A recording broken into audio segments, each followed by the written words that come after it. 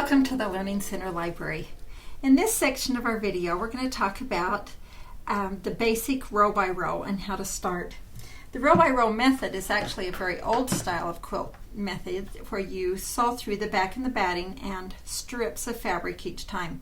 And after you sew on a row, then you flip it over and then sew the next strip, so all of the stitching is on the inside. This works very well with this kind of fabric because as we sew and flip, then we also glue the strips down. Now you can see I have already bonded the back and the batting together, and they're one good piece. So the first thing we need to do is find the center of the quilt, because we're going to start from the center and sew out. So on this one, which is a 45 by 60, and we're working with 60-inch strips, so we're going to go the length of the fabric. So I'm just going to find my center, just like this. You can see there's the center line. And then I'm just going to mark it. And to mark this, I am just using acid-free slick writers that I get from the scrapbook department. I actually will confess to having used regular Sharpie markers. Because it's polyester, it doesn't bleed. There's two different tips here. I personally like the little bigger one. And you don't have to mark it a lot, just enough that you're getting a center line so that you can place your strip right in the center. You can see it marks just great, and it's certainly not rocket science. Okay, so now you can see I have my strip, and it's kind of straight. So here's my strip. Now I've organized all of my strips that I'm going to sew on my quilt kind of in the color order that I want. When I do this, I'm going from the center out. I like to put them so that there's a solid and a print and a solid and a print and a solid and a print. So you can arrange your fabrics the way you like. The center fabric is obviously there's only one color, or one of this color. So I like to spread it out right on my line, and I like to lay it just straight. Now these wonderful Shannon fabrics, these little kettle fabrics, are 60 inches wide, but some of them are a little wider than 60. So I always just use my backing as my guide. I trim the back and the batting so they're even. And I try to hang it over just a hair over the edge if I can, just like that, so that sometimes they stretch when you sew them. You're going to end up trimming them again. So I just kind of lay them as straight and flat, and then I like to spray that side, and then I lay it back, just lay it down and pat it down really nice and tight. And then I flip this side back up over. And I'm going to spray this one. I never have had the markings or anything run with the spray, so I don't worry about marking on your quilt. A cotton quilt, I probably would never do that too. Anyway, so you're going to spray it down so it's nice and flat and tight. And then I'm going to take my next two strips to the sewing machine, and I'm going to sew down one on each side. And I always make sure, I guess I'm kind of anal about nap, but I think about petting a kitty. So from the center out, I always take the nap so it goes from the center out. The first strip, it really doesn't matter which way you go because it's going to match one side or the other. But from there out, always take it out. I have learned that you can unpick these even after you've glued them. It's because I just don't like them to go the wrong direction. So you can see we're going to put one on this side, and then the other one will go on this side. Now it's okay to pin them. It's okay to, I don't pin, but I'm pretty careful when I sew them. And I think if you're just a beginner, I probably would pin them. As you go to sew them and you put them under your pressure foot, I like to use a walking foot. I sew on a Janome, and so it has an even feed foot, which really does help.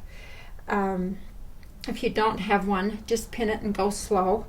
I like to release the tension or the pressure, so there's not a lot of pressure down on it, because with sewing cotton, obviously you want the pressure to be tight. But on these, you need to release it just a little bit because it pushes the fabric. As long as you stabilize the bottom strip, then they don't move so much. And just as I lay them together, I kind of push them together, and then as I sew, I push with one hand and with both hands. I kind of ease it through a little bit because it is hard for it to go through. So if you'll just be careful, and as you sew through, kind of gently push it. I like to use a 1/2 inch seam allowance. I also like to use the Schmidt's size 90 stretch needles. They're just a little bit heavier, but they don't cut a big hole when you cut through, when they sew through. So if you'll use the spray and the needles, it makes all the difference in the world. So now I'm going to go to the sewing machine and sew these, one on each side, and then I'm going to come back and spray glue them down. So you can see here was the center strip, and we put right sides together, sewed, and then sewed and flipped, sewed and flipped. And every time I sewed, then I would come back to the table and I would spray it down. I always like to use freezer paper when I'm spraying, and I'm going to bring this around here so you can see it better.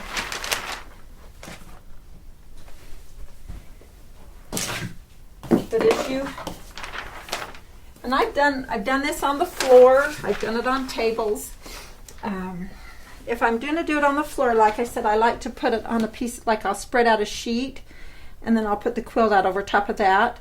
And I have put, freezer paper is wonderful to put along the edges, and sometimes I even tape it to the edges of my table if I don't want the edges to be sprayed on. I just like to put a piece of freezer paper over the quilt as I'm spraying, and then I fold this back up over it, and then pull it pretty tight. It is slick and it does stretch a little bit as you sew it, but I like to, before I spray, I like to make sure it's really stretched out and flat. With the paper up here, then you can spray it right onto the strip. If you spray it onto the batting, it'll work, but it takes a lot more spray because it dissipates back into the batting.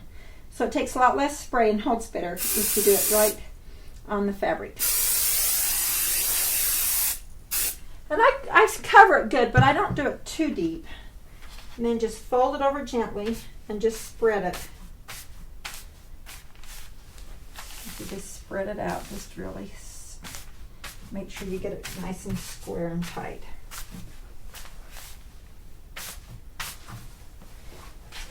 And you can see that you can get it everyone right flat. Now as you go to push those down, you need to be careful that you're not pulling them too hard. I have on occasions pulled it too hard, and then you get kind of a little lump on the backing. But if you'll just spray it and then just flip it down, and it holds pretty good. If it comes up, then just spray it again. It is important on this last strip to make sure you get it glued down really tight, because now we're going to go to the table and, well, I'll do it right now. We'll get the cutter and we'll cut it, and so you want it to be really straight, but you want this to be down flat and tight while you do that so it doesn't come apart. As I sew, when I go to sew the next strip on, I always lay the strip right side up first and then feel the nap to make sure it's going the direction that I want it, and then flip it back over on top and sew through.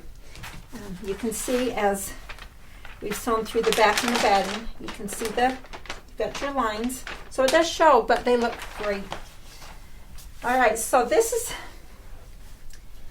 we've done lots of quilts. I do a lot of quilts, this row by row method. I've done a lot of different pieced ones, a lot of different center ones, and I have figured out that I can do the row by row method even though it's with blocks and bigger pieces. I have one right here. I want to show you this one, where I glued the center of the quilt in, And then, so I did the center first, and then these were a strip, so I sewed these strips on the sides of it. Then I sewed this strip on, and then I sewed this strip, and then this strip. And I did the same row by row method, so I was spraying and gluing as I went, and then I just went back and did some top stitch quilting between the blocks. So I hope you'll find and try this little method out. It's great. You can quilt the quilt as you go, so you're not paying a quilter, so you can afford to have another quilt. They're very washable, they're very durable because they've been sewn together as you go. Anyway, I think you'll find out that this is a great way to make a quilt. Good luck, and we hope you have a great time making one of our great Cuddle Soft quilts.